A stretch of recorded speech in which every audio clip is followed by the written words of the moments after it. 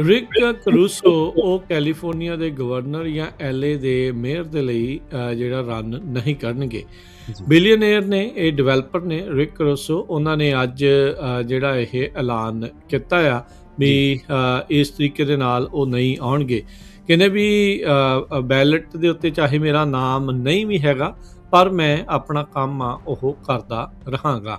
ਕੁਝ ਸਮਾਂ ਪਹਿਲਾਂ ਇਹਨਾਂ ਦੇ ਨਾਮ ਦੀ ਚਰਚਾ ਜਿਹੜੀ ਆ ਉਹ ਚੱਲ ਰਹੀ ਸੀ। ਪਹਿਲਾਂ ਐਲਾਨ ਹੋਇਆ ਸੀਗਾ ਵੀ ਕੈਲੀਫੋਰਨੀਆ ਦੇ ਭਵਿੱਖ ਨੂੰ ਜਿਹੜਾ ਉਹ ਲੈ ਕੇ ਉਹ ਕਹਿੰਦੇ ਆ ਵੀ ਮੈਂ ਸੋਚ ਰਿਹਾ ਸੀਗਾ ਵੀ ਗਵਰਨਰ ਦੇ ਲਈ ਉਹ ਰਨ ਕਰਨਗੇ, ਪਰ ਹੁਣ ਕਹਿੰਦੇ ਵੀ ਜਦ ਮੈਂ ਪਰਿਵਾਰ ਦੇ ਨਾਲ ਗੱਲ ਕੀਤੀ ਹੈ ਤੇ ਹੁਣ ਇਹ ਫੈਸਲਾ ਲਿਆ ਆ ਵੀ ਇਸ ਮੌਕੇ ਇਲੈਕਟਿਡ ਆਫਿਸ ਦੇ ਲਈ ਉਹ ਰਨ ਨਹੀਂ ਕਰਨਗੇ। ਕਹਿੰਦੇ ਵੀ ਇਹ ਬੜਾ ਮੁਸ਼ਕਲ ਫੈਸਲਾ ਸੀਗਾ।